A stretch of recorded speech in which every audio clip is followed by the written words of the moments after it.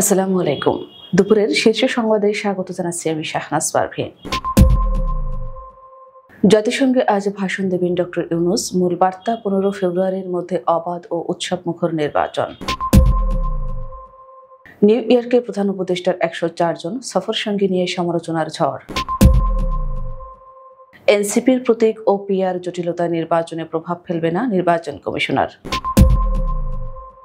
বরিশালে সমন্বয়ক মারজুকের 4 বিয়ে নিয়ে তোলপাড়, আরও যত অভিযোগ। ছাত্রলীগের মিছিল ঠেকাতে ব্যর্থ হলে ওসি প্রত্যাহার। 15 বছরে গায়ে আঁচড় লাগেনি, এখন আঙুল ফুলে কলা গাছ, শামারুহ মির্জা। সাইফুজ্জামানের 1000 কোটি টাকা পাচারের স্বীকারোক্তি জাহাঙ্গীরের। ডাকসুর ভোট কারচুপির অভিযোগে ঢাবিতে সাধারণ শিক্ষার্থীদের বিক্ষোভ। এবি পার্টি সহ সমমনাদের সঙ্গে জোট করার চেষ্টা করছে এনসিপি, শারজিস আলম। প্রধান উপদেষ্টা শান্তিতে নোবেল পেলেও রাষ্ট্র পরিচালনায় পেয়েছেন আন্ডা, ফয়জুল করিম। নিষেধাজ্ঞায় বন্ধ হচ্ছে ইলিশ শিকার, জেলে পাড়ায় বিষাদের ছায়া। ফের বিপদ সীমার উপরে কাপ্তাই হ্রদের পানি, খুলেছে 16 জলকপাট।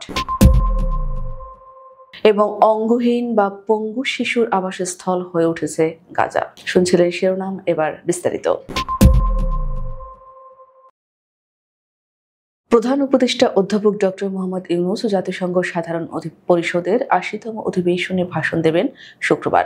ভাষণের মূল বার্তা হবে 15 ফেব্রুয়ারির মধ্যে অবাধ, সুষ্ঠু, বিশ্বাসযোগ্য এবং উৎসবমুখর জাতীয় নির্বাচন অনুষ্ঠান। সূচি অনুযায়ী নিউ ইয়র্কের স্থানীয় সময় সকাল 9টায় শুরু হবে সাধারণ পরিষদের অধিবেশন। দশম বক্তা হিসেবে ভাষণ দেবেন অধ্যাপক ডক্টর মোহাম্মদ ইউনূস। প্রধান উপদেষ্টা তার ভাষণে অন্তর্বর্তী সরকারের ন্যায় সংস্কার কার্যক্রম, 2024 সালের জুলাই মাসের কোনো অভ্যুত্থানের আকাঙ্ক্ষা, 2026 সালের ফেব্রুয়ারিতে অবাধ ও সুষ্ঠু নির্বাচন আয়োজনের অঙ্গীকার, জুলাই হত্যাকাণ্ডের বিচার এবং রোহিঙ্গা সংকটের বিষয় তুলে ধরবেন বলে আশা করা হচ্ছে।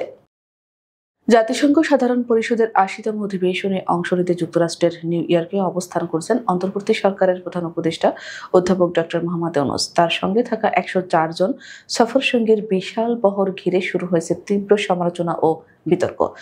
পররাষ্ট্র মন্ত্রণালয়ে সফর পুস্তিকা অনুযায়ী সফর সঙ্গীর সংখ্যা দেখানো হয়েছে 62 জন। তবে সরকারি নথি অনুযায়ী এই সংখ্যা 104, যার মধ্যে আছেন উপদেষ্টা, নিরাপত্তা বাহিনীর সদস্য, সরকারি কর্মকর্তা এবং 3টি রাজনৈতিক দলের 6 নেতা। এমন বহর নিয়ে জনগণের টাকায় বিদেশ সফরের এই চর্চাকে অপচয় বলেও মন্তব্য করছেন বিশ্লেষকরা। ক্ষমতাচ্যুত আওয়ামী লীগের শাসনামলে আন্তর্জাতিক ফোরামে বিশাল প্রতিনিধি দল পাঠানো ছিল লজ্জাজনক চর্চা, যা অন্তর্বর্তী সরকারও অব্যাহত রেখেছে। জনগণের টাকার অপচয় অব্যাহত রয়েছে। টিআইবি নির্বাহী পরিচালক ডক্টর ইফতেখারুজ্জামান 25 সেপ্টেম্বর এক বিবৃতিতে বলেন, গত বছরের 57 জন প্রতিনিধি পাঠানো হলেও এবার শতাধিক প্রতিনিধি পাঠিয়ে সরকার হতাশ করেছে। বিদেশ সফরের ফলাফল ও জবাবদিহি থাকা উচিত।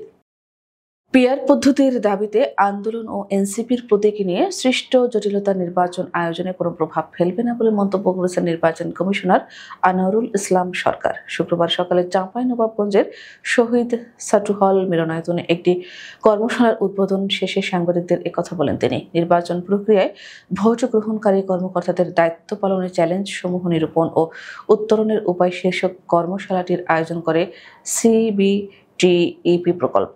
এ সময় নির্বাচন কমিশনার বলেন, নির্বাচন কমিশন সাংবিধানিক প্রতিষ্ঠান, বিদ্যমান আইনে কমিশন সমস্ত কাজ করে যাচ্ছে এবং করবে। আইনের ব্যত্যয় ঘটিয়ে নির্বাচন কমিশন কোনো কাজ করতে পারে না ও করবে না। সুতরাং আইনে যেভাবে আছে নির্বাচন কমিশন সেভাবেই নির্বাচনের প্রস্তুতি নিচ্ছে। আমরা মনে করি ত্রয়োদশ নির্বাচনের জন্য নির্বাচন কমিশন সদা প্রস্তুত। বরিশালের আলোচিত সমন্বয়ক মারজুক আবদুল্লাহর 4 বিয়ে নিয়ে নগরীতে তোলপাড় চলছে। মিথ্যা মামলা দিয়ে টাকা আদায় সহ নানা অভিযোগে বৈষম্য বিরোধী ছাত্র আন্দোলনের বরিশাল জেলা কমিটির বহিষ্কৃত যুগ্ম সদস্য সচিব সমন্বয়ক মারজুকের বিরুদ্ধে একজোট হয়েছেন 4 স্ত্রী। মারজুকের বিরুদ্ধে আইনি ব্যবস্থা নেবেন বলে তারা গণমাধ্যমকে জানিয়েছেন। কিছুদিন আগে বিক্ষুব্ধ ছাত্র জনতা নগরীর জেলা স্কুল মোড়ে গণধোলাই দেয় মারজুক আবদুল্লাহকে। ছাত্রনেতা, সমন্বয়ক সহ নানা পরিচয় সাধারণ মানুষের সঙ্গে প্রতারণা প্রতারণা, ভুয়া মামলায় আসামি করার হুমকি, ভয়ভীতি প্রদর্শন ও চাঁদাবাজির মাধ্যমে অর্থ আদায়ের অভিযোগ রয়েছে তার বিরুদ্ধে। নাম প্রকাশ না করার শর্তে এক ব্যক্তি বলেন, বিতর্কিত মার্জুক 2 সন্তানের এক জননীকে নিয়ে পালিয়ে যাওয়া ও স্ত্রী মেহেরুন্নেসাকে নির্যাতনের ঘটনায় স্ত্রী তাকে ডিভোর্স দিয়েছেন। এছাড়া প্রলোভন দিয়ে আরও 2 জনকে বিয়ে করে ছেড়ে চলে যাওয়া সহ অসংখ্য নারীকে ব্ল্যাকমেইলিং করাই ছিল মার্জুকের কাজ। বর্তমানে গণধোলাই খেয়ে বরিশাল শেরেবাংলা মেডিকেল কলেজ হাসপাতালে চিকিৎসাধীন রয়েছেন তিনি। কুমিল্লায় নিষিদ্ধ ঘোষিত ছাত্রলীগের মিছিল ঠেকাতে ব্যর্থ হলে সংশ্লিষ্ট থানার ভারপ্রাপ্ত কর্মকর্তা ওসি প্রত্যাহারের ঘোষণা দিয়েছে জেলা পুলিশ। নিষিদ্ধ ছাত্রলীগ ঢাকা চট্টগ্রাম মহাসড়কে বড় ধরনের নাশকতার পরিকল্পনা করছে বলে পুলিশের একাধিক সূত্র নিশ্চিত করেছে। এ কারণে জেলা পুলিশ এই কঠোর পদক্ষেপ নিয়েছে বলে জানা গেছে। সূত্র জানায়, বেশ কিছুদিন ধরে ঢাকা চট্টগ্রাম মহাসড়ককে টার্গেট করে নাশকতার নানামুখী তৎপরতা চালাচ্ছে ছাত্রলীগ। মহাসড়কের কুমিল্লা জেলার বিভিন্ন পয়েন্টে এরই মাঝে দফায় দফায় ঝটিকা মিছিল ও নাশকতার চেষ্টা চালায় সংগঠনটি। দাউদকান্দি থানার ওসি জুনায়েদ চৌধুরী বলেন, মহাসড়কে নাশকতার প্রস্তুতিকালে গত 1 সপ্তাহে আমরা আওয়ামী লীগ ও ছাত্রলীগের 28 নেতাকর্মীকে গ্রেপ্তার করেছি। মহাসড়কে টহল এবং গোয়েন্দা তৎপরতা বাড়ানো হয়েছে। পুলিশ সুপার কঠোর নির্দেশনা দিয়েছেন। বিএনপি মহাসচিব মির্জা ফখরুল ইসলাম আলমগীরের মেয়ে সমারুফ মির্জা বলেছেন, 15 বছরে অনেকের গায়ে আঁচড়টুকুও লাগেনি, আর এখন হঠাৎ উড়ে এসে জুড়ে বসে আঙুল ফুলে কলাগাছ হয়ে যাচ্ছে। বৃহস্পতিবার রাতে নিজের ফেসবুক অ্যাকাউন্টে দেওয়া এক পোস্টে এমন মন্তব্য করেন তিনি।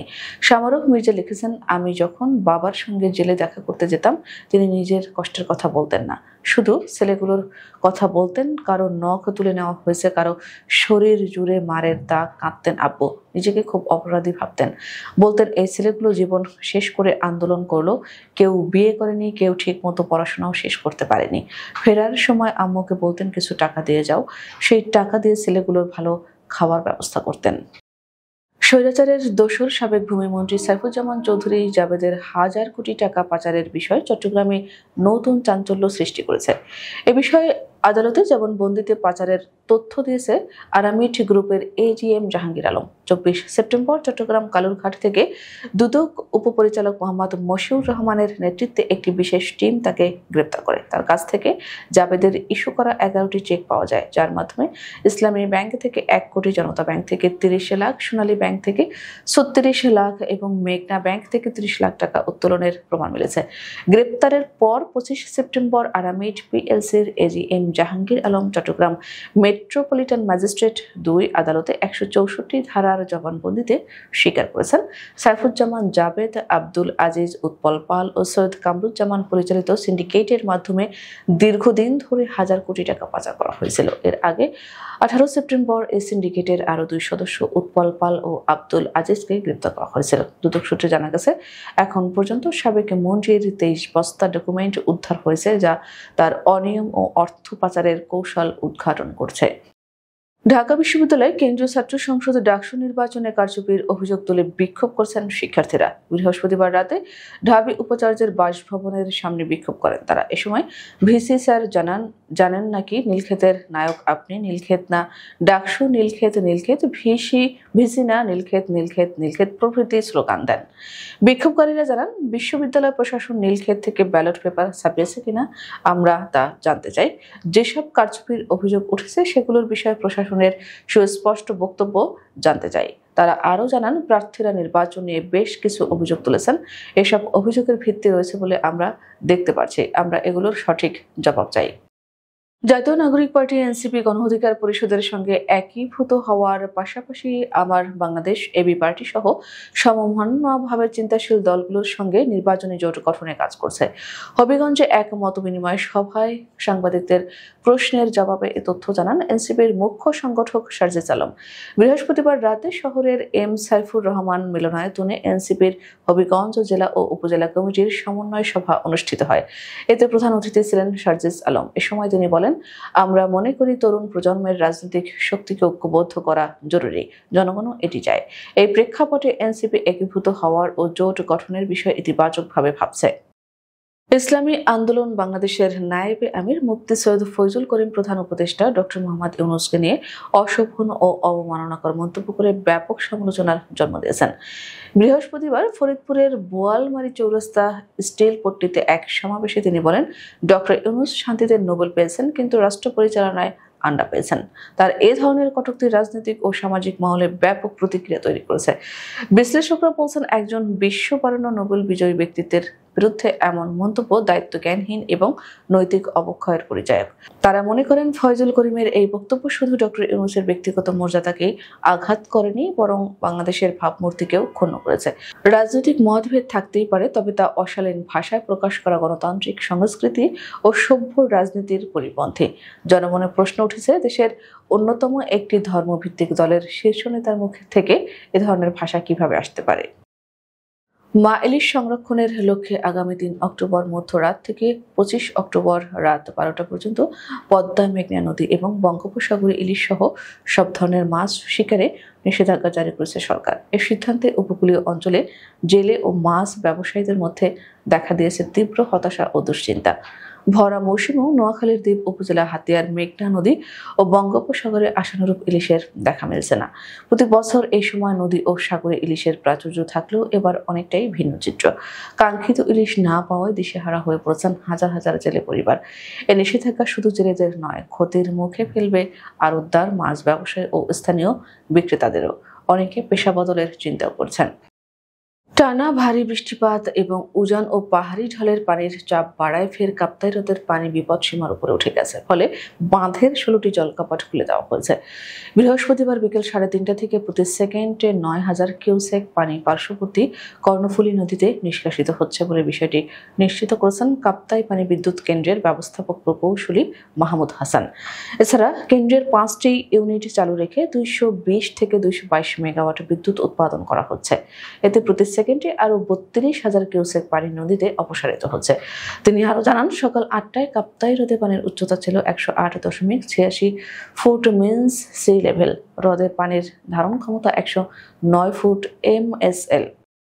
গাজায় ইসরায়েলের বর্বর আগ্রাসনের পেরিয়ে গেছে 720তম দিন। যত দিন গেছে বেড়েছে হামলার তীব্রতা। এ পর্যন্ত নিহত হয়েছেন 65,419 জন, যার মধ্যে বেশিরভাগই নারী ও শিশু। আহতদের সংখ্যাও 1.5 লাখের বেশি। এর মধ্যে অনেক শিশুই হারিয়েছে শরীরের এক বা একাধিক অঙ্গ। এ অবস্থায় বিশ্বজুড়ে এককভাবে সবচেয়ে বেশি সংখ্যক অঙ্গহীন বা পঙ্গু শিশুর আবাসস্থল এখন হয়ে উঠেছে গাজা।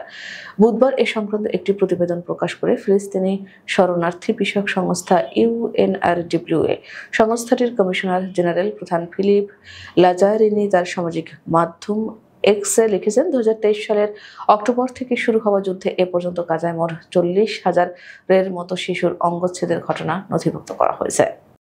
আমাদের পরবর্তী রাতের শীর্ষ সংবাদ দেখার আমন্ত্রণ জানিয়ে এখনকার মতো বিদায় নিচ্ছি। দর্শক, ভিডিওটি শেষ পর্যন্ত দেখার জন্য আপনাকে অসংখ্য ধন্যবাদ। নিত্য নতুন সংবাদ পেতে আমাদের ইউটিউব চ্যানেলটি সাবস্ক্রাইব করুন ও নিয়মিত নোটিফিকেশন পেতে বেল বাটনটি ক্লিক করুন এবং আমাদের ফেসবুক পেজটিতে লাইক করুন। এছাড়া আমাদের ভিডিওতে লাইক দিয়ে শেয়ার করুন। আল্লাহ হাফেজ।